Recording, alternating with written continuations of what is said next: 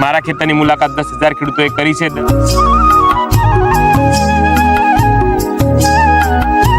જેના ભાવ ના હોય એની ખેતી હું કરું છું।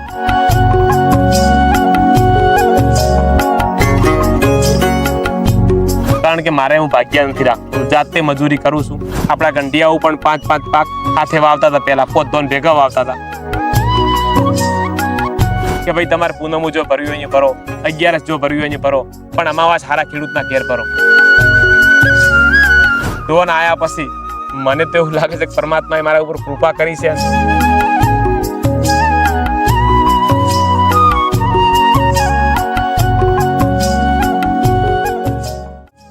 ડીસા તાલુકાના ખેડૂતે પોતાના ખેતરમાં ખેતી કરતા કરતા પોતાની નામના બનાવી અનેક ખેડૂતોના માર્ગદર્શક બન્યા છે। આજે તેમની ખેતી પર અનેક લોકોની નજર છે અને લોકો તેમના ખેતર સુધી પહોંચી રહ્યા છે। જાણો સફળ ખેડૂતની સફળ ખેતી અને સફળતા પાછળની વાતો।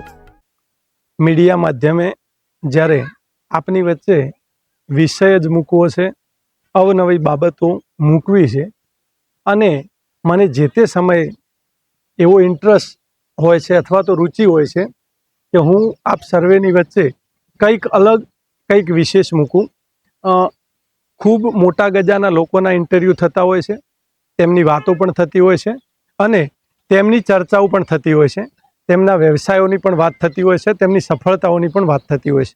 પરંતુ મારે આજે તમારી વચ્ચે એક એવો ચહેરો મૂકવો છે, એક એવા વ્યક્તિનું જીવન મૂકવું છે જેને ખેતી થકી નામના બનાવી છે, પોતાનું એક વર્ચસ્વ ઊભું કર્યું છે અને આપ જે મારી પાછળ જોઈ રહ્યા છો તે જ એ ખેડૂતનું રહેઠાણ છે। અને આપ જે ગાડીઓ પણ અત્યારે જોઈ રહ્યા છો એ લોકો એમને ખેતીને લઈને સતત મળવા માટે આવતા હોય છે, એમના ફાર્મની મુલાકાત લેતા હોય છે। એવું પણ નથી કે લોકો જ આવે છે, અહીંયા જિલ્લા કલેક્ટર સુધીના અધિકારીઓ પણ એમના ખેતરની મુલાકાત લે છે। આત્મા પ્રોજેક્ટની ઘણી બધી ટીમો અહીંયા વિઝિટ કરે છે અને જિલ્લા સહિત જિલ્લાના બહારના લોકો પણ આ ખેડૂતના ખેતરની મુલાકાત લે છે। અને આ સંપૂર્ણ બાબત પાછળની હકીકત એવી છે કે આ વ્યક્તિ રાસાયણથી દૂર રહી, જંતુનાશક ઝેરી દવાઓથી દૂર રહી અને ખેતી કરે છે અને રાસાયણ ખાતરો નાખીને જ પેદાશ લેવી એવું જરૂરી નથી એવું પુરવાર કર્યું છે આ ખેડૂતે।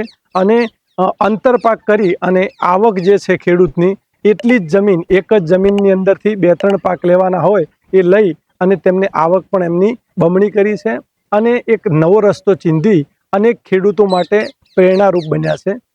અત્યારે હું આવા એક ખેડૂતની જીવનની વાત કરવાનો છું, તેમની ખેતી પાછળની સફળતા અને ખેતી પાછળ કેટલી મહેનત છે તે સંપૂર્ણ માહિતી આપના વચ્ચે મૂકવાનો છું। ખેતીની વાત કરવી છે, કુશળ ખેડૂતની વાત કરવી છે અને સફળ ખેતીની વાત કરવી છે। કુશળ ખેડૂતની વાત કરવી છે, સફળ ખેતીની વાત કરવી છે, આવક જે છે એ વધી છે, જમીન એટલી જ છે, ઓછું પાણી વાપર્યું છે, આ બધા જ મુદ્દાને લઈને વાત કરવી છે અને વાત પણ સીધી ખેડૂત જોડેથી કરવી છે, તેમના અનુભવની વાત કરવી છે, તેમને જે કામ કર્યું છે એ સફળતાની વાત કરવી છે। ખાસ કરીને ખેડૂત વિશે જાણવું છે। આ તમને સ્પષ્ટતા કરું છું, આ મારી આજુબાજુમાં તમે જેટલી પણ ખેતી જોઈ રહ્યા છો, મારી જમણી સાઈડમાં છે આ રીંગણનો પાક છે, એનાથી પાછળ તમે જોશો તો બાજરી પણ દેખાશે અને મારી ડાબી સાઈડમાં તમે જોશો તો તમને ચોળી અને ભીંડા જોવા મળશે। આ બધી જ ખેતી મિત્રો ઓર્ગોનિક છે, ક્યાંક ને ક્યાંક પ્રાકૃતિક છે, રાસાયણથી દૂર રહી અને આ પાક તૈયાર કરવામાં આવ્યો છે અને એને જ કદાચ શરૂઆતમાં આ ખેડૂતને પણ તકલીફ પડી છે, પરંતુ આજે ક્યાંક ને ક્યાંક જે નામના છે તે મહેનત અને ઓર્ગોનિક અને પ્રાકૃતિક બંને વિષય ઉપર છે। મારી સાથે કન્વરજી ઠાકોર છે, આ ખેતી તેમની છે અને આ જે નામ છે જે ખેડૂતની વાત કરતો હતો એ આ જ ખેડૂત પોતે છે, કન્વરજી ઠાકોર રાણપુરના છે। પરંતુ મારે એમની જોડેથી જ પરિચય જાણવો છે।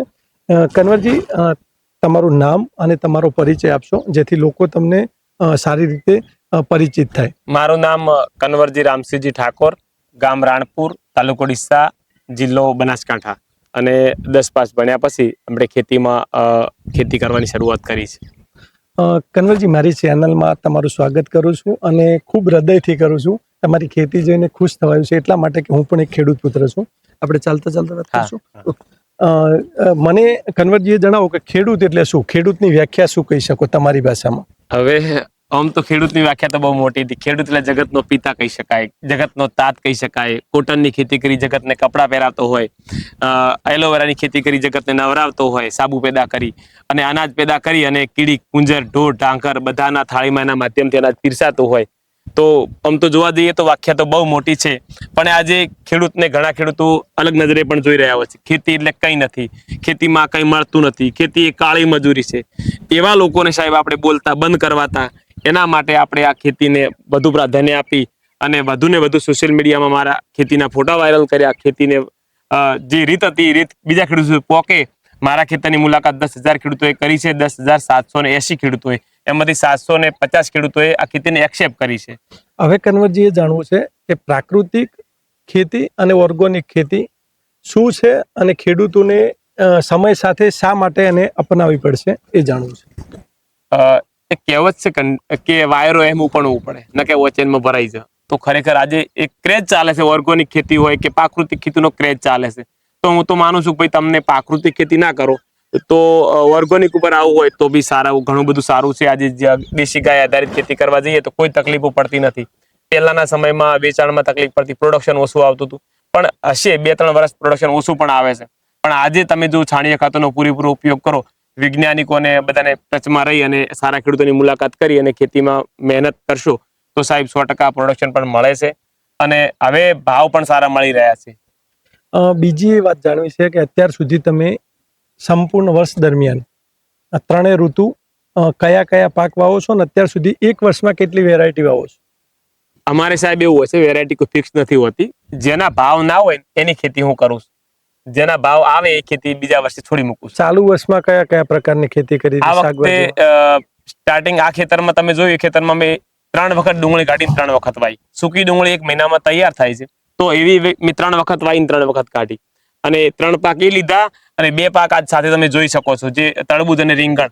આ વર્ષના આ ખેતરના 5મો પાક છે. આ સામાન્ય ખેડૂત 3 પાક લે છે અને આપણા વડવાઓ 1 જ પાક લેતા હતા. તેના સામે અમે આજે 3 પાક લઈ રહ્યા છીએ અને આ 5મો પાક છે. મેં જોયું કે તમારી ખેતી જે છે એ અને લોકોના મોઢેથી સાંભળ્યું છે કે કન્વરજીની ખેતી એ બધા ખેડૂતોથી અલગ પ્રકારની હોય છે. ક્યાંક ને ક્યાંક કન્વરજી વધુ મહેનતથી આવક પણ વધારી છે અને સારી ખેતી કરે છે. તો કઈ રીતે સારી ખેતી કરો છો અને કઈ રીતે આવક વધી છે? પહેલું તો હું તમને જણાવી દઉં કે હું બધા લોકો કહેતા કે ભાઈ આપણે 3 રૂપ ખેડૂતને લેવો પડે, મજૂરિયાનું રૂપ લેવું પડે, વેપારી બનવું પડે, વૈજ્ઞાનિકે બનવું પડે. એ 3 હું બની ચૂક્યો છું, કારણ કે મારે હું ભાગ્ય નથી રાખતો, જાતે મજૂરી કરું છું. એમાં મને વૈજ્ઞાનિકોનો પણ સહકાર બહુ સારો મળ્યો છે. સોશિયલ મીડિયાનો તમારા જેવા લોકોનો પણ બહુ સારો સપોર્ટ મને મળ્યો છે. અને આજે હું તો વર્ષોથી કહું છું કે ભાઈ તમે ટપક ઉપર આવો, ટપક ઉપર આવો. જ્યારથી તમે ડ્રીપ ઉપર આવશો ને ત્યારે તમને ખબર પડશે કે આટલા વર્ષો આપણે વેડફી કાઢ્યા, અને ટપક ઉપર આવશો એટલે બિલકુલ જમીનનું ધોવાણ અટકી જશે, જમીનની માવજત કરવામાં બહુ મજા આવશે, જમીનનું જે ઉપજાઉ જમીન બની જશે, ફળદ્રુપ જમીન પણ ટપકના કારણે બને છે. તો જો ટપક ઉપર આવે અને મલ્ચિંગની ખેતી કરે તો 2 પાક 3 પાક સાથે વાળે તો જ સાહેબ ખેતીમાં સારો નફો મળે. આપણા કંઢિયાઓ પણ 5 પાક સાથે વાવતા હતા, પહેલા પોતધોન ભેગા વાવતા હતા.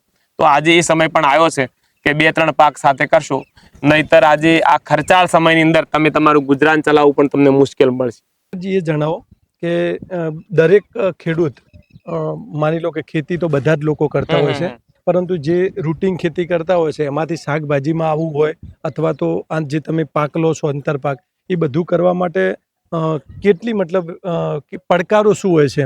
તમે રૂટીન ખેતીમાંથી જ્યારે આવી ખેતીમાં પ્રવેશ કરો છો, શાકભાજી કેવું, તો શું કરવું પડતું હોય છે? રૂટીન ખેતીમાં જો પેલા ચીલા ચાલુ કહી શકાય કે જાય રાયડો, એરંડા, બાજરી, એમાં અમુક સમયે ભાવ નથી મળતા અને 3 મહિનામાં એક જ વાર વાઢવાનું લણવાનું થોડી તકલીફ રહેવી પડે. શાકભાજીમાં કાયમ માટે રચા પચા રહેવું પડતું હોય છે. ખેતી એ તને પ્રેમથી કરવી પડતી હોય છે. શાકભાજીમાં અમુક સમયે ભાવ નથી આવતા, બાકી શાકભાજીમાં જે આવક થાય છે એના જેવી આવક કોઈ પાકમાં થતી નથી હોતી. અને હું તો દરેકને વિનંતી કરું છું કે તમે 2 વીઘા ચીલા ચાલુ, તમારી 5 વીઘા જમીન હોય તો 2-3 વીઘા ચીલા ચાલુ ખેતી કરો, તો 2 વીઘા તમે શાકભાજી વાવો, તો જેના કારણે તમારું ગામ જવાનું છે, તમારા બાળકોના શિક્ષણના ખર્ચા છે, આવા બધા ખર્ચા તમે એ શાકભાજીમાં તમને પૂરા થઈ જશે. ટૂંકમાં રોજની આવક થાય, તકલીફ ઊભી ના થાય. ખેતીને બિઝનેસ માનો, ખેતીને બિઝનેસ માનો, જેમાંથી રોજની આવક થતી હોવી જોઈએ એવા તમે ક્રોપ કરો. તમે બજારમાંથી રોજના તમારા ઘરે 1000 રૂપિયા આવતા હોય એ રીતની શાકભાજીનું મેનેજમેન્ટ કરી અને શાકભાજીની ખેતી કરો. રોજના આવક તમારી થશે, ખેતીને બિઝનેસની જેમ આવક થશે, તો સાહેબ એ આવકમાં તમારે બહુ સારું રહેશે. અને PM સાહેબનો કોન્સેપ્ટ પણ છે કે ખેડૂતોની આવક બમણી કરવાની. તો મારી પ્રયત્નો એ જ છે, આજે સોશિયલ મીડિયાના માધ્યમથી હોય કે રૂબરૂ મળીને એ હોય કે ભાઈ ખેડૂતોને આંતરપાક ઉપર વાળો, 2-2, 3-3 પાક સાથે કરો. આજે નાનો ખેડૂત ખેડાઈ ખર્ચમાં હેરાન થતા હોય છે, તો અમારે જુઓ તમે આ પાક કરેલો છે એમાં 1 વર્ષમાં 1 વાર ખેડાઈ કરવાની હોય છે.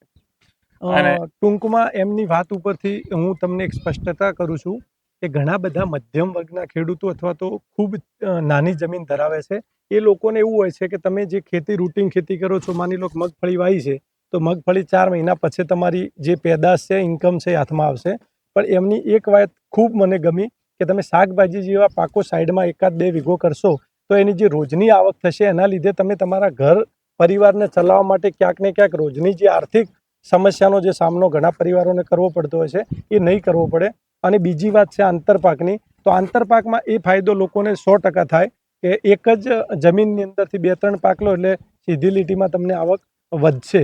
અને એ આવક જે છે એ તમારી આવક જે ડબલ કહી શકીએ એ ડબલ તો કદાચ હું કહી શકું ન કહી શકું, કેમ કે એ તો ખેડૂતના અનુભવની વાત છે. પરંતુ જેમ વાત કરે છે કન્વરજી એ પ્રમાણે દોઢી આવક તો 100% થઈ શકે. મેં ખેતરો પણ જોયા છે, એક જમીન નહીં, 1 ફૂટ જમીનની બાજુમાં 5-5 ફૂટ જગ્યા એમના ખેતરમાં અત્યારે ઓલરેડી પડી છે અને છતાંય ખૂબ સારો પાક અત્યારે ખેતરમાં લહેરાઈ રહ્યો છે. શાકભાજી ખૂબ મોટી માત્રામાં જોવા મળે છે. કન્વરજી, બીજું મારે એ જાણવું છે કે આ જે ખેતી છે તમે અત્યારે જે કરો છો, અત્યારે મેં તમારા ખેતરમાં જોયું કે લગભગ 20 લેબર કામ કરે છે, તો આમાં કેવું રહેશે? લેબરો વગર આ ખેતીમાં અગવડતા પડે છે કે શું હોય છે? લેબરનું કેટલું હોવું જરૂરી છે? લેબર તો હવે ખરેખર લેબર ઘણા વિસ્તાર, આપણા વિસ્તારમાં આદિવાસી લેબરો પણ બહુ આવતા હોય છે. તો લેબર, મારે તો લેડીઝ લેબર છે, બહુ ચોકસાઈથી કામ કરે છે, વ્યસન ગુટખા બીજા ખાતા નથી, મોબાઈલ વાપરતા નથી. લેબર તો મારે તો કોઈ પ્રશ્ન જ નથી. પણ લેબરની સાથે તમારા ઘરના પણ 2-3 લોકો સાથે હોય તો બહુ મજા આવે છે. અને તો જ તમે ખેતીમાં, જો એકલા લેબર મૂકશો તો મજા નહીં આવે. તમે પોતે પ્રેક્ટિકલ હશો તો જ તમને ખેતીમાં મજા આવશે. 2-3 લોકો તમારા ઘરના, બાકી લેબર સાથે હોય તો બહુ સારું બેનિફિટ મળે છે. ભાગ્યાને ભાગ આપીએ એના કરતાં હું તો કોઈ લેબર રાખીને કામ કરાવીએ એમાં બહુ સારું. મારે આજે બીજાના લોકોના લેબર 9 વાગે મારે ખેતરમાં આવતા હોય, મારે 6 વાગે સવારે લેબર ખેતરમાં આવતા હોય, 10 વાગે છૂટી જતા હોય છે. એટલે મારી સિસ્ટમ અલગ છે, જેના કારણે હું આજે ખેતીમાં સારી આવક મેળવી રહ્યો છું. કન્વરજી, બીજું એ જાણવું છે કે રાસાયણિક ખાતરની વાત કરીએ અને ખૂબ માત્રામાં લોકો જંતુનાશક દવાઓનો પણ ઉપયોગ કરે છે અને સરકાર પણ, આપણા રાજ્યપાલ શ્રી પણ અનુરોધ અવારનવાર કરતા હોય છે કે ભાઈ તમે રાસાયણિક ખાતર ઓછા કરો, ગાય આધારિત ખેતી કરો, પ્રાકૃતિક ખેતી કરો. અને કેન્સર જેવા રોગોથી બચવા માટે આ સમય અને ઓળખવો જરૂરી છે, અથવા તો ખેતી અપનાવવી પડશે. તમે શું કરો છો પ્રાકૃતિક કે ઓર્ગોનિક ખેતી કરવા માટે? અત્યારે તમે શું કરી રહ્યા છો? મારે જીવાત માટે હું ખાટી છાશનો વધારે ઉપયોગ કરું છું. ડ્રોન મારફતે પણ હું ખાટી છાશનો સ્પ્રે કરું છું, જેના કારણે જીવાતમાં કોઈ તકલીફ નથી પડતી. અને દેશી ગાય જીવામૃત બનાવું છું. અને ઓર્ગોનિક મેટર પણ અમુક વાર બજારમાંથી ખરીદું છું, કારણ કે હું 100% પ્રાકૃતિક ના કહી શકાય, ઓર્ગોનિક ખેતી કહી શકાય મારી. તો એના માટે હું ઓર્ગોનિક મેટર બજારમાંથી લઉં છું. બેક્ટેરિયા પણ ચડાવું છું, ટ્રાઇકોડર્મા, ટેસિનોસુડોમા, બધા બેક્ટેરિયા પણ ચડાવું છું. અને હવે મારી હું એક FPO ચલાવું છું, તો એમાં પણ મારી પાસે 400 ખેડૂતો છે. અને બધી વાત એમ કે અમે મોટી ક્વોન્ટિટીમાં વસ્તુ લઈએ છીએ, અમને ભાવથી મળી રહેતી હોય છે. ડીસા કેવીકેના વૈજ્ઞાનિકો મારી સાથે અવારનવાર મળતા હોય છે, જેના વિજ્ઞાન અને મહેનત બંનેનો સંગમ થાય ને સાહેબ, તો જ ખેતીમાં 25 રૂપિયા ભાળો. કે બાકી એકલી મજૂરી કરવાથી તમને આવક બમણી નહીં થાય. દરેક ખેડૂતોના પરિચયમાં રહેવું પડે. અને મારું તો ઘણીવાર કહેવાનું થતું હોય છે કે ભાઈ તમારે પૂનમું જો ભરવી હોય ભરો, 11 જો ભરવી હોય ભરો, પણ અમાવાસ હારા ખેડૂતના ઘેર ભરો, જો તમારે 25 રૂપિયા કમાવા હોય તો. હા, એટલે ખેતીને સમજી શકો, ખેતીને સમજી શકો, અને બાળકોને પણ, અથવા તો યુનિવર્સિટીમાં ભરો, તો તમને કંઈક નવું જાણવાનું મળશે અને નવી ખેતી શીખવા મળશે. તમે ડ્રોનની વાત કરી, અત્યારે ડ્રોનથી સ્પ્રે કરો છો. ડ્રોન મતલબ શું, એટલે કઈ રીતનું શું છે? ડ્રોન ક્યાંથી લાવો છો? કે ડ્રોન આજે PM સાહેબને ડ્રોન દીદી કોન્સેપ્ટ હતો, એમાં 1000 ડ્રોન ભારતમાં આપવાના હતા. અને એનું જે કહી શકાય ઇફકો એનું મેનેજમેન્ટ કરી રહી છે, ઇફકો છે, GNFC છે, આ બધા એનું મેનેજમેન્ટ કરી રહ્યા છે. આપણા ગુજરાતમાં ભારતમાં 1000 ડ્રોન આવી ચૂક્યા છે, અને 10,000 હજી કોન્સેપ્ટ છે, એટલે 9,000 ડ્રોન આપવાના બાકી છે. એમાં બનાસકાંઠાનું પ્રથમ ડ્રોન અમને મળ્યું હતું. અને એ ડ્રોન આખું એનું જે પેકેજ કહી શકાય એ 15 લાખનું પેકેજ હતું. એમાં માત્ર અમે 16,000 રૂપિયા ભર્યા હતા, બાકી ટોટલ ફ્રીમાં મળ્યું છે. આજે એની સર્વિસ પણ સારી છે. ડ્રોન આવ્યા પછી મને તો એવું લાગે છે કે પરમાત્માએ મારા ઉપર કૃપા કરી છે, અને ખરેખર ખૂબ સરળતાથી ખૂબ જે નીમ ઓઇલ છે કે ખાટી છાશ જેનો બી સ્પ્રે કરવો હોય બિલકુલ સરળતાથી થઈ શકે છે. આ જિલ્લાના ખેડૂતો પણ આજે હું એમની પાસેથી 400 રૂપિયા પર એકરનો ખર્ચો લઈ અને એમને પણ સરળતાથી સ્પ્રે કરી શકાય છે. ડ્રોનમાં પ્રાકૃતિક ખેતીમાં ડ્રોનની બેસ્ટ ભૂમિકા એક જ છે કે ડ્રોનની હવા બહુ તેજ છે. થ્રિપ્સ જેવા જે થ્રિપ્સ કહેવાય ને, ઈયળ છે, થ્રિપ્સ છે, એ તો એની હવાથી જ મરી જાય છે. એટલે પ્રાકૃતિક વિકલ્પમાં એનો બહુ ડ્રોનના 3-4 ફાયદા છે. જો સવારે એને ખેતરમાં ચલાવીએ તો પોલિનેશનનું કામ થઈ જાય છે. હા, ઝાકળ મતલબ પડી જતા હશે. પોલિનેશન એટલે કે પરાગ એકબીજા નર માદાનું ક્રોસિંગ થઈ જતું હોય છે. બીજા નંબરમાં અમે એને સોજે ચલાવીએ તો જે થ્રિપ્સ હોય નોર્મલ, એ તો બધી એની હવાથી જ મરી ડેમેજ થઈ જતી હોય છે. ઈયળ હોય તો એ પણ હવાથી નીચે પડી જતી હોય છે. ડ્રોનના ઘણા બધા ફાયદા છે અને ખરેખર સરકારના નિર્ણય હું આવકારું છું. ને એમાંય પાછું જે આ 1000 ડ્રોન એ બહેનોને આપવામાં આવ્યા છે. અને એમાંય જો અમારા ઠાકોર સમાજની જે ઘૂંઘટ પ્રથા ચાલતી હતી એવી બહેનો જો આજે જેને ટ્રેક્ટર ચલાવતા ના આવડતું હોય એ મહિલાઓ આજે ખરેખર ડ્રોન દીદીના નામથી ઓળખાય છે. તમે મહિલાની વાત કરો છો તો તમને જે ડ્રોન મળ્યું છે તમારા ઘરે, મતલબ જે પણ ડ્રોન, એ કોણ ચલાવે છે? એ મારા પુત્રવધુ છે, મારા નાના દીકરાની વાઈફ છે. અને એ પૂના ખાતે તાલીમ લેવા પણ ગઈ હતી. અને આજે એ રોજના 2 થી 3 હજાર રૂપિયા કમાઈ અને સારો એક પગભર બની છે અને અમારા સમાજમાં એક દાખલો બેહાર્યો છે. તો ટૂંકમાં તમારો આખો જ પરિવાર આ ખેતી સાથે ખૂબ સારી રીતે સંકળાયેલો છે, એવું? હા, આખો પરિવાર ખેતીમાં જ સંકળાયેલો છે અને હજુ પણ અમે તો એવું માનીએ છીએ કે અમે શિક્ષણ લેશું પણ અમારે બીજા કોઈ ધંધા કરવા, ખેતીમાં જ મજા આવે છે, સારી ઊંઘ આવે છે અને બહુ એમ કે તાજા શાકભાજી ખાવા મળે છે, તાજી હવા મળે છે. ખેડૂતમાં બહુ ગૌરવ અનુભવું છું. કનવરજી, છેલ્લો મારો એ પ્રશ્ન છે કે માની લો કે તમારે અમારા માધ્યમથી જ્યારે જિલ્લાના ખેડૂતોને કોઈ મેસેજ આપવો હોય ખેતીને લઈને, અત્યારે મેં જોયું છે કે ખર્ચાળી ખેતી થઈ ગઈ છે. અવારનવાર અમે ગમે ત્યાં સાંભળીએ ત્યારે જાણવા મળે છે કે ખેતી એ ખર્ચાળી છે. પરંતુ તમે એવું કહો છો કે અમારા બાળકો અભ્યાસ ગમે તેટલો કરે પણ અમે ખેતીમાં જ સંકળાયેલા રહીશું, તો એ લોકોને માની લો કે આવક વધારવા માટે શું કરવું જોઈએ? એમને જો અમારા બનાસકાંઠાની વાત એક જ છે, પાડોશી કરે એમ લોકોને કરવું છે. પાડોશી 2 એરિયા નો કહે તો આપણે 3 નોખવાની. આટલું તમે કરશો એટલી વાર તમે ક્યારેય સુખી થવાના નથી. તમારે બહારની દુનિયાની ખેતી જોવી પડશે, સારા વૈજ્ઞાનિકોના પરિચયમાં રહેવું પડશે, સારા ખેડૂતોના પરિચયમાં રહેવું પડશે, જાતે મેનેજમેન્ટ કરવું પડશે, સવારે વહેલા ઉઠવું પડશે. અને જો મારું તો એટલું એક માનવું છે કે ભાઈ બનાસકાંઠા જિલ્લો પૂરેપૂરો ટપક ઉપર આવે અને 50% શાકભાજીની ખેતી કરે, ટેટી, તરબૂચ દરેકના આંતરપાક કરે અને સાહેબ તો એ વાતને 100% આપણે પુરવાર કરી બતાવશું કે ઉત્તમ ખેતી, મધ્યમ વેપાર ને કનિષ્ઠ નોકરી અને ઉત્તમ ખેતી આપણે લાવવાની છે. અને હું તો એવું માનું છું કે 2028 આવતા ઉત્તમ ખેતી હશે, એ વાતમાં કોઈ ફેર પડવાનું નથી. કનવરજી, તમારી ખેતી તો અમે જોઈ, તમારી વાતો પણ સાંભળી, તમારા ત્યાં જે લોકો બેઠા હતા એમના મોઢેથી પણ તમારા વિશે જાણ્યું. પરંતુ એ જાણવું છે કે આજના જે સમય પ્રમાણે ખેતી કરવા માટે પાણીની કેટલી જરૂર હોય છે અને બનાસકાંઠાના કયા વિસ્તારોમાં પાણીની તકલીફ છે? એમાં સાહેબ વાવ તાલુકામાં પાણીની થોડી તકલીફ હતી અને સુઈગામ વિસ્તારમાં તો અમુક કેનાલ વિસ્તાર આવ્યો છે. જે એ લોકો અમારાથી દુઃખી હતા આજે અમારાથી સુખી પણ થયા છે. કેનાલથી ખૂબ સારા ફાયદા પણ થયા છે. અને હમણાં થોડા દિવસો પહેલા જે તળાવ ભરવાની યોજના આવી હતી એ જો કદાચ ચાલુ કરશે ને તો બનાસકાંઠો સૂકો ભંડ કહેવાતો એના જગ્યાએ બનાસકાંઠો હરિયાળી ક્રાંતિ 100% આવશે. આજે બનાસકાંઠો રાજગરાના પ્રોડક્શનમાં એશિયામાં પ્રથમ નંબરે છે. એરંડાના પ્રોડક્શનમાં બનાસકાંઠો એશિયામાં 3જા નંબરે છે. એટલે ખરેખર ઘણા બધા શ્રેય પણ બનાસકાંઠાને મળ્યા છે. ડ્રીપ ઇરિગેશન વાપરવામાં બનાસકાંઠો ભારતમાં પ્રથમ નંબરે છે. એટલે ઘણા બધા શ્રેય બનાસકાંઠાને મળ્યા છે. એરંડાના પાકમાં હોય, ચાહે સારી ખેતી કરવામાં, દાડમમાં પણ આપણા પદ્મશ્રી વિનર ગેનાભાઈ પણ આપણા બનાસકાંઠાના વતની છે. એટલે ખરેખર તમારા પિતાજી હયાત છે? ના, અમારા પિતાજી હાલ હયાત નથી. કનવરજી, ખેતીની અંદર મારે ખાસ જાણવું છે અને કોઈ એક એવા વ્યક્તિ વિશે જાણવું છે જે તમારા જીવનમાં અહેમ હોય. ખેતીની અંદર તમારા ગુરુ ગણો, તમારા સલાહકાર સમજો, અથવા તો તમારા જે પણ માર્ગદર્શક ગણો, કોણ છે અત્યારે? મારા પિતાજી મારા પહેલા તો આદર્શ હતા. 1.5 વર્ષથી મારા પિતાજીને એક્સપાયર થયા. એના પછી ડોક્ટર યોગેશ પવાર મારા ગુરુ સમાન જ રહ્યા છે. કારણ કે યોગેશ પવાર ડોક્ટર શું છે? ડીસા કેવીકેના સાયન્ટિસ્ટ છે અને બહુ મને ગાઈડલાઈન સારી પૂરી પાડી છે. અને અમારો પરિવાર જે છે ને એમાં દરેક જગ્યાએ જે નિર્ણય લેનાર લોકો 2 જ હોવા જોઈએ. પરિવાર હોય, આજે આખા દેશનું મેનેજમેન્ટ કરવા જઈએ તો અમિતભાઈ શાહ હોય કે પીએમ સાહેબ જ કરતા હોય. અમારો પરિવાર 5 જણનો છે, પણ અમે નિર્ણય જે લઈએ ને એમાં 2 જ લોકો હોય. મારી દીકરી હું જ નિર્ણય લેતા હોય કે ભાઈ ખેતરને ખેડવું છે કે રાખવું છે. દીકરી નિર્ણય લે? હા, મારી દીકરી એના ઉપર જ બધું મેનેજમેન્ટ ચાલે. લેબરનું કામ એ કરે છે, બધું સંભાળવાનું કામ પણ દીકરી જ કરે છે. હવે સાસરે જાય થોડી તકલીફ પડે છે. એના બદલામાં દીકરી જે એક પુત્રવધુ આવી છે તેજલ, એ પણ બહુ સારું મેનેજમેન્ટ કરી રહી છે અને બંને પુત્રવધુ રેડી છે. એટલે બહુ સારું મજા આવે ખેતી કરવાની. આપ જે આ સ્ક્રીન પર જોઈ રહ્યા છો તે કન્વરજી ઠાકોરની સફળતાની ક્યાંક ને ક્યાંક નિશાની કહી શકીએ આપણે. આ અનેક પ્રકારના એમને એવોર્ડ મળ્યા છે અને તે તેમના ઘર ઉપર એટલે કે જે એમની રૂમ છે તેની અંદર સાક્ષી પૂરી રહ્યા છે કે તેમને સફળતાને મતલબ સર કરી છે, સફળતા મેળવી છે.